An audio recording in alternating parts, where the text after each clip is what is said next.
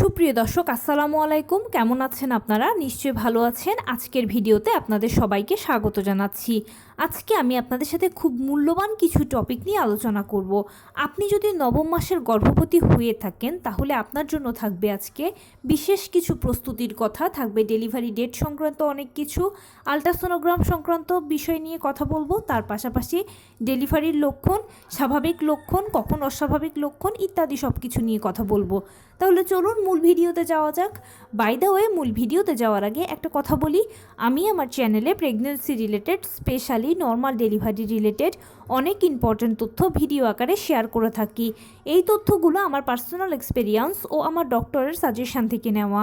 তাই আমার চ্যানেলটিকে যদি একবার আপনারা ভিজিট করেন তাহলে আপনারা আপনাদের প্রশ্নাতীত মনের অনেক প্রশ্নের উত্তর পেয়ে যেতে পারেন। আমন্ত্রণ জানাবো আমার চ্যানেলটিকে একবার ভিজিট করে দেখার জন্য। এবারে চলুন মূল আলোচনায় যাওয়া যাক। আমি শুরুতে বলেছি আজকে আলোচনা করব নবম মাসের গর্ভবতী হয়ে থাকলে আপনার জন্য থাকবে বিশেষ জরুরি কিছু প্রস্তুতির কথা, থাকবে ডেলিভারি ডেট সংক্রান্ত অনেক কিছু, আলট্রাসোনোগ্রাম সংক্রান্ত বিষয় নিয়ে কথা বলবো। তার পাশাপাশি নবম মাসে কিছু স্বাভাবিক লক্ষণ, কিছু অস্বাভাবিক লক্ষণ এবং কোন কোন লক্ষণগুলো ডেলিভারির লক্ষণ, ডেলিভারির সময় কিছু করণীয় কৌশল ইত্যাদি সব কিছু নিয়ে আলোচনা করব। তাহলে চলুন মূল ভিডিওতে যাওয়া যাক। দেখুন, আমরা সবাই জানি যে গর্ভাবস্থায় নবম মাস মানে হচ্ছে ডেলিভারির কাউন্টডাউন শুরু হয়ে যাওয়া। নবম মাসে যে কোনো সময় আপনার ডেলিভারি হয়ে যেতে পারে, সেটা নবম মাসের শুরুতেও হতে পারে, মাঝামাঝিতেও হতে পারে, শেষেও হতে পারে। এটা একেবারে স্পেসিফিক বলা যায় না কার কখন হবে, যে কোনো সময় যে কোনো মুহূর্তে হয়ে যেতে পারে। ডেট মেনটেনটা খুব কমই হয়ে থাকে, অনেকের ডেটে বহু আগেও হয়ে যায়, অনেকের ডেটের বহু পরেও হয়ে যেতে পারে।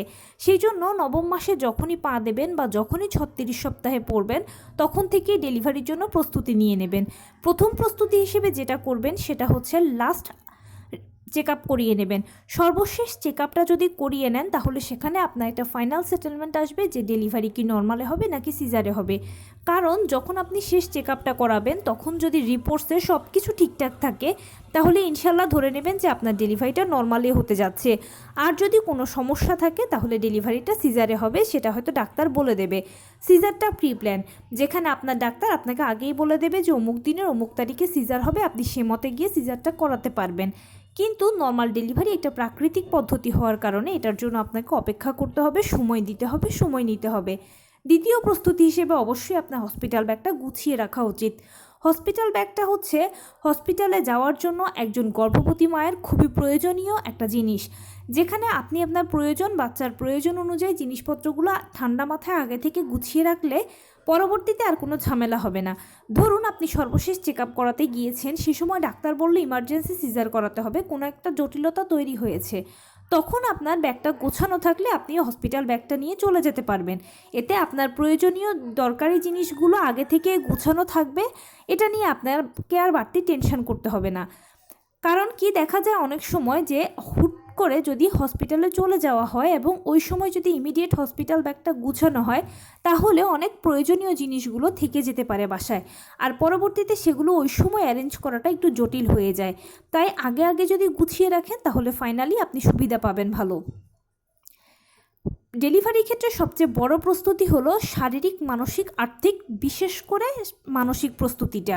অবশ্যই আপনাকে শারীরিক ও মানসিকভাবে প্রস্তুতি নিতে হবে, আর্থিকভাবেও প্রস্তুতি নিয়ে রাখবেন।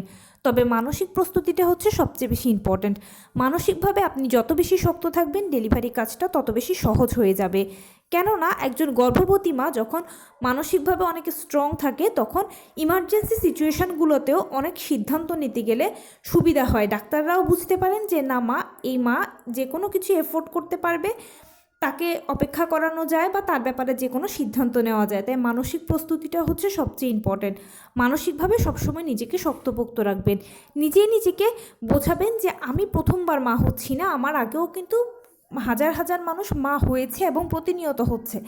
তারা সবাই যদি সকল সিচুয়েশানগুলোকে ওভারকাম করে আসতে পারে, অথবা তারা সবাই যদি ডেলিভারির সকল ধকলগুলোকে সহ্য করতে পারে, আমি কেন পারবো না? অবশ্যই আমি পারবো, কারণ আমি নারী, আমি সব পারি। তাছাড়া আমার সন্তানের জন্য এটা আমাকে পারতে হবে। আর অবশ্যই ভালো ভালো চিন্তা করবেন, সন্তানের কথা বেশি বেশি চিন্তা করবেন, দেখবেন এমনিতেই ভালো জোর পাবেন মনে। মোটামুটি এই প্রস্তুতিগুলো হচ্ছে সবচেয়ে বেশি ইম্পর্ট্যান্ট। এবং তার পাশাপাশি যেটা করতে হবে, আপনাকে নিয়মিত হাঁটাচলা করতে হবে, টুকটাক কায়িক শ্রম করতে হবে, লো কমেট ব্যবহার করতে হবে, আর সেই সাথে পুষ্টিকর খাবার গ্রহণ করতে হবে। ডাক্তারের দেওয়া আয়রন, ভিটামিন, ক্যালসিয়াম ওষুধগুলো নিয়মিত সেবন করবেন। 12 থেকে 14 গ্লাস পানি নিয়মিত পান করবেন। এতটুকু প্রস্তুতিটাই হচ্ছে ডেলিভারির জন্য সবচেয়ে ইম্পর্ট্যান্ট। আর এই প্রিপারেশানটা আপনাকে ডেলিভারির পরবর্তীতেও দ্রুত কিওর হতে সহায়তা করবে অথবা স্বাভাবিক জীবনে ফিরে আসতে সহায়তা করবে। কারণ হাঁটা চলা, ওঠা বসা, টুকটাক কায়িক শ্রম এগুলো ব্যায়াম, আর এগুলোর মাধ্যমে আমাদের শরীর সবসময় সতেজ থাকে এবং পরবর্তীতেও ডেলিভারির পরেও দ্রুত আমাদেরকে সুস্থ হয়ে উঠতে সহায়তা করে। তাই এগুলো নিয়মিত করবেন। এখানে একটা কথা বলে রাখি, অনেকে আমাকে বলেন যে আপু, নবম মাসে বেশি খেলে নাকি বাচ্চা বড় হয়ে যায়। দেখুন, আপনার বাচ্চার যা ওজন তৈরি হওয়া সেটা হয়ে গেছে। তাই এখন আপনার আর কোনো টেনশন করতে হবে না এটা নিয়ে। আপনি যেভাবে আগে খাবার দাবার খেয়েছেন, প্রিপারেশান নিয়েছেন, এখনও সেটা করবেন। কারণ আমি আগেই বলে এসেছি যে কোনো সময় ডেলিভারি হয়ে যেতে পারে আপনার। এরপরে বলি কিছু লক্ষণের কথা। নবম মাসে যেই লক্ষণগুলো কমন লক্ষণ, সেগুলো হচ্ছে কোমরে ব্যথা, তলপেটে ব্যথা, এছাড়া বেশি বেশি করে প্রস্রাব হওয়া, এছাড়া তলপেটের দিকে বা যৌনাঙ্গের দিকে চাপ অনুভব করা, হাঁটাচলা করতে কষ্ট হওয়া, হাতে পায়ে পানি আসা, এগুলো নবম মাসের স্বাভাবিক লক্ষণ। এগুলো প্রত্যেকেরই হয়, কারো কম হয়, কারো বেশি হয়। কিন্তু কখন অস্বাভাবিক লক্ষণ? যখন সমস্যাগুলো বাড়াবাড়ি পর্যায়ে চলে যায় বা অতিরিক্ত হয়ে যায়। যেমন আপনার প্রচণ্ড কোমরে ব্যথা, প্রচণ্ড তলপেটে ব্যথা, আপনি সহ্য করতে পারছেন না। এছাড়া এত ঘন ঘন প্রস্রাব হচ্ছে যে আপনি হয়তো বাথরুমে যাওয়ার আগে আপনার কাপড় ভিজে যাচ্ছে, এত স্রাব যাচ্ছে যে আপনি অসহ্য হয়ে গেছেন। এক কথায়, আপনি যখন অসহ্য হয়ে যাবেন, বিরক্ত হয়ে যাবেন বা খুব কষ্ট পাবেন, তখন সেটা অস্বাভাবিক। তখন আপনাকে অবশ্যই ডাক্তারের সাথে যোগাযোগ করতে হবে যে কেন, কী কারণে এরকমটা হচ্ছে। পরবর্তীতে আপনার করণীয় কী হবে, চেক আপ করে ডাক্তার সেটা বলে দেবে। মনে রাখবেন, যে কোনো সমস্যাই আপনি যতক্ষণ পর্যন্ত সহ্য করতে পারবেন ততক্ষণ পর্যন্ত স্বাভাবিক। কিন্তু যখন সেটা অতিরিক্ত হয়ে যায়, অসহ্য হয়ে যায়, আপনি সহ্যই করতে পারছেন না, তখন আর কষ্ট করে সেই সমস্যার সাথে অ্যাডজাস্ট করার দরকার নেই। তখন ডাক্তারের কাছেই যেতে হবে। কারণ ছোট সমস্যাগুলো সবসময় আপনি সহ্য করার মতো থাকে, আর বড় সমস্যাগুলো অসহ্য পর্যায়ে চলে যায়। এবারে বলি ডেলিভারির লক্ষণ। নবম মাসের যে কমন লক্ষণ আছে সেগুলো বলেছি, এবং কখন অস্বাভাবিক সেটাও বলেছি। কিন্তু কিছু কিছু লক্ষণ আছে যেগুলো একেবারেই ডেলিভারির পূর্বে হয়ে থাকে, বা এগুলো সরাসরি ডেলিভারিকে ইঙ্গিত করে, বিশেষ করে নর্মাল ডেলিভারিকে ইঙ্গিত করে। সেই লক্ষণগুলোর মধ্যে প্রথমেই হচ্ছে ফলস পেইন হওয়া। খেয়াল করবেন আপনার ঘন ঘন ফলস পেইন হচ্ছে। ফলস পেইনটা কোমরের দিক থেকে শুরু হয়ে তলপেটের কাছে এসে পায়ের নিচ দিয়ে চলে যায়। খুবই অল্প সময়ের জন্য এটা থাকে, আর ডেলিভারির আগে এটা ঘন ঘন হয়। এরপরে দেখবেন পেট শক্ত হচ্ছে এবং ছেড়ে দিচ্ছে। খেয়াল করবেন মাঝে মাঝে আপনার পেট নিজে নিজে শক্ত হচ্ছে, কয়েক সেকেন্ড থাকছে, আবার চলে যাচ্ছে। 24 ঘন্টার মধ্যে যদি 2-3 বার এরকম হয় তাহলে এটা স্বাভাবিক, কিন্তু এর থেকে যদি বেশি হয় তখন এটা অস্বাভাবিক। এরপরে যে লক্ষণটা, সেটা হচ্ছে প্রস্রাবের চাপ অনুভব করা। আপনি র্যান্ডম প্রস্রাবের একটা চাপ ফিল করতে থাকবেন। বাথরুমে যাচ্ছেন, হয়তো 2-1 ফোঁটা প্রস্রাব হচ্ছে, নয়তো বা হচ্ছেও না, কিন্তু মনে হচ্ছে প্রস্রাবের একটা চাপ আছেই। এরকমটা যখন ফিল হবে তখন বুঝে নেবেন ডেলিভারি খুব এগিয়ে এসেছে কাছাকাছি। এবং সর্বশেষ ও বিশেষ যে লক্ষণটা বলবো, সেটা হচ্ছে জরায়ুর দিকে, যৌনাঙ্গের দিকে, অর্থাৎ নিচের দিকে চাপ অনুভব করা। খেয়াল করবেন আপনার নিচের দিকে প্রচুর চাপ অনুভব হচ্ছে। আপনার মাঝে মাঝে এরকম ফিল হতে পারে যে কিছু একটা বুঝি বেরিয়ে যেতে চাচ্ছে, অথবা আপনি যখন বসছেন তখন মনে হবে বুঝি কিছুর উপরে বসলাম, বা বাচ্চার উপরে বুঝি আমি বসে গেলাম। এই ধরনের একটা চাপ আপনি সবসময় র্যান্ডম ফিল করবেন। এই 3-4টে লক্ষণ মোটামুটি দেখা মানে হচ্ছে ডেলিভারির ডেট এগিয়ে আসা, বা ডেলিভারি হয়ে যাওয়ার আর 1 সপ্তাহ থেকে 10 দিন বাকি আছে আপনার। এবারে বলি ডেলিভারির সময় আপনার করণীয় কিছু কৌশল সম্পর্কে। আপনি যখন দেখবেন যে আপনার নর্মাল ডেলিভারি প্রক্রিয়া শুরু হয়ে গেছে, তখন আপনাকে যেটা করতে হবে, প্রথমেই বলে রাখি, আপনারা নিশ্চয়ই জানেন যে পিরিয়ড হওয়া দিয়েই কিন্তু আমাদের নর্মাল ডেলিভারি প্রক্রিয়া শুরু হয়। যখনই আপনার এরকম পিরিয়ড শুরু হয়ে যাবে তখনই বুঝবেন যে আপনার জরায়ু মুখ খুলতে শুরু করে দিয়েছে। অপেক্ষা করবেন পরবর্তী ধাপের জন্য। পরবর্তী ধাপে গিয়ে দেখবেন 1-2 ফোঁটা করে আপনার পানি ভাঙবে। 1-2 ফোঁটা করে যখন পানি ভাঙবে তখনই হসপিটালে চলে যাবেন। এতে কি সুবিধা হবে, পরবর্তীতে সব দায় দায়িত্ব ডাক্তারদের, বা যা যা করণীয় আছে সব কিছু ডাক্তারদের, আপনাকে আর বাড়তি কোনো টেনশন নিতে হলো না, এবং ঘরে বসে থেকে চিন্তাও করা লাগলো না কোনো কিছু। কিন্তু যদি সাহস করে থাকতে পারেন বাসায়, তাহলে বিছানায় শটান শুয়ে থাকবেন, কারণ বেশি পানি ভাঙতে দেওয়া যাবে না। যদি বেশি পানি ভেঙে যায় তাহলে বাচ্চা গর্ভের ভেতরে মারা যাবে। এরপরে যদি কেউ দেখেন যে কারো একেবারে প্রস্রাবের মতো ঝরঝর করে পানি ভাঙা দিয়েই পানি ভাঙার ধাপটা শুরু হয়েছে, তাহলে আপনাকে অতি দ্রুত হসপিটালে চলে যেতে হবে। কারণ একটাই, বেশি পানি ভেঙে গেলে গর্ভের ভেতরে বাচ্চা মারা যাবে। এটা গেল দ্বিতীয় ধাপ। তৃতীয় ধাপে কি আপনার আস্তে আস্তে করে পেইন আসবে। পেইন প্রথমে হালকা থাকবে, তারপরে মাঝারি হবে, তারপরে ভারী। পেইন কখনোই এক নাগাড়ে হবে না। এটা সবসময় কারো 10 মিনিট পর পর হবে, কারো 15 মিনিট পর পর হয়, কারো আবার আধা ঘন্টা পর পর হয়, যার যেরকম। পেইনটা যখন আপনার শুরু হবে তখন চেষ্টা করবেন যে কোনো খাবার একটু গরম গরম খাবার। গরম গরম খাবারগুলো পেইনকে হালকা পর্যায় থেকে মাঝারি পর্যায়ে নিয়ে যেতে, মাঝারি পর্যায় থেকে ভারী পর্যায়ে নিয়ে যেতে সহায়তা করে। অর্থাৎ যখন আপনার ডেলিভারির সময় হবে তখন কিন্তু ভারী পেইন প্রয়োজন, আর গরম খাবারগুলো পেইনকে দ্রুত বাড়িয়ে ভারী পেইনের দিকে নিয়ে যেতে সহায়তা করে, যার ফলশ্রুতিতে আপনার ডেলিভারির ক্ষেত্রে সময় কম লাগবে। যখন আপনার ভারী পেইনটা এসে যাবে তখন তো আপনি লেবার রুমে চলে যাবেন। সেই সময় ডাক্তার জরায়ু চেক করে যদি দেখেন যে 4 সেন্টিমিটার পর্যন্ত খুলে গেছে জরায়ু মুখ, তখন সেক্ষেত্রে ডাক্তার যেটা করবেন, আপনাকে বলবেন যে মা চাপ দিন। আপনার বাচ্চা আস্তে আস্তে নিচের দিকে নামছে, এবার আপনিও জোরে জোরে চাপ দিন। চাপ দেওয়ার ক্ষেত্রে মাথার নিচে একটা বালিশ রাখবেন আর দুটো হাতকে কিছু দিয়ে মুঠি করে রাখবেন। এতে কি হবে, আপনি শরীরের পুরো বডি থেকে একটা ভালো জোর পাবেন, এবং 2-3টে জোরে জোরে চাপ দিতে পারলেই যে ইনশাল্লাহ দেখবেন আপনার ডেলিভারিটা দ্রুত হয়ে গেছে। যদি কারো সাইড কাটার প্রয়োজন হয় তাহলে অবশ্যই সাইড কাটতে বলবেন ডাক্তারকে। ডাক্তার আপনাকে হয়তো বা জিজ্ঞেস করবে যে প্রয়োজন হলে কি সাইড কাটবো কি না, আপনি বলবেন যে যেটা ভালো হয় সেটাই করুন। অনেকে এটা নিয়ে ভয় পান, ঘাবড়ান। ভয় পাওয়ার কিছু নেই, ঘাবড়ানোর কিছু নেই। মনে রাখবেন সবার সাইড কাটা লাগে না। যাদের প্যালভিসটা সময় মতো প্রসারিত হতে পারে তাদের সাইড কাটার প্রয়োজন হয় না, আর যাদের প্যালভিসটা চাপা তাদের সাইড কাটার প্রয়োজন হয়। সাইড কাটাটা আপনার জন্য ও বাচ্চার জন্য ভালো।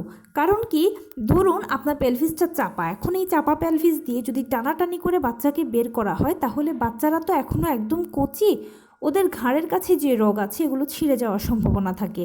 তাছাড়াও বাচ্চা বের হওয়ার জন্য প্রেশার দিচ্ছে, আপনিও বের করার জন্য প্রেশার দিচ্ছেন। এত জোরে বাচ্চা বের হবে, দেখা যেতে পারে যে এবড়োথেবড়োভাবে আপনার যৌনাঙ্গ ছিঁড়ে যেতে পারে। আর যদি সাইডটা কেটে দেওয়া হয় তাহলে আপনি বাচ্চার সব দিক থেকে ভালো হবে। তাই যদি প্রয়োজন হয় সাইড কেটে দিতে বলবেন, কোনো অসুবিধা নেই। আর ভয় পাবেন না, সাইড কাটা এবং সাইড সেলাই উভয় ক্ষেত্রে অ্যানেস্থেশিয়া ব্যবহার করা হবে। এটা একটা লিকুইড অ্যানেস্থেশিয়া, যেটা তুলো দিয়ে ঘষে দেওয়া হয়। আপনি বুঝতেই পারবেন না যে আপনার সাইড কাটা হচ্ছে না কি হচ্ছে। মোটামুটি এভাবেই দেখবেন যে আপনার ডেলিভারিটা হয়ে গেছে। এবারে ডেলিভারি ডেট নিয়ে কিছু কথা বলি। নর্মাল ডেলিভারির ক্ষেত্রে ডেলিভারি ডেটটা সবথেকে ইম্পর্টেন্ট, কারণ সিজার তো প্রি প্ল্যান, ডাক্তার আগেই বলে দেবে চেক আপ করে যে অমুক দিনের অমুক তারিখে সিজার হবে। কিন্তু নর্মাল ডেলিভারিতে কারো যদি এক্সপেক্টেড ডেট, মানে প্রথম আপনি কনসিভ করার পরে ডাক্তার আপনাকে যে একটা ইডিডি বা এক্সপেক্টেড ডেট দেবে, সেই ডেটটা যদি কারো ওভার হয়ে যায় তখন সেক্ষেত্রে টেনশানের কিছু নেই। ডাক্তারের কাছে গেলে ডাক্তার আপনাকে আরও এক্সট্রা 7 দিন সময় দেবে। সেই 7 দিনেও যদি কারো ওভার হয়ে যায়, আবার ডাক্তারের কাছে যাবেন, ডাক্তার আপনাকে আবার এক্সট্রা 2 দিন, 3 দিন, 5 দিন সময় দেবে। এভাবে 3 ধাপে আপনি 40 সপ্তাহ পর্যন্ত অপেক্ষা করতে পারবেন। কোনো টেনশান নেবেন না।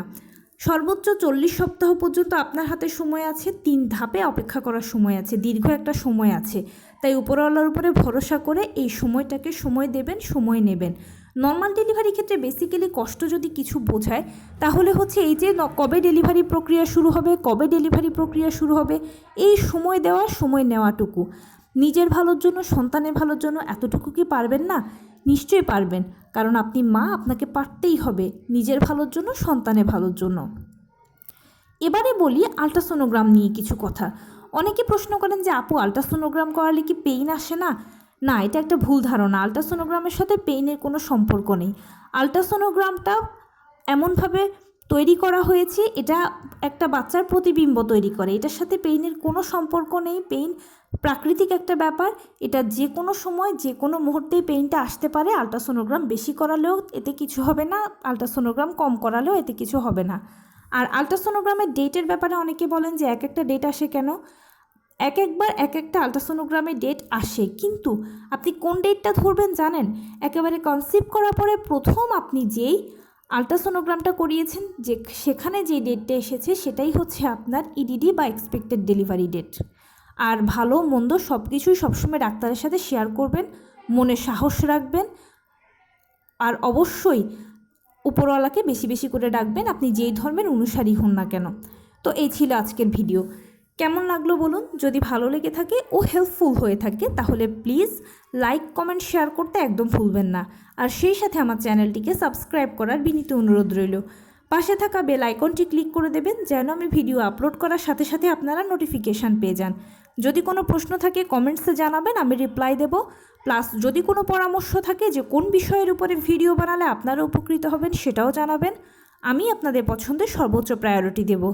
ভালো থাকবেন, সুস্থ থাকবেন। আসসালামু আলাইকুম।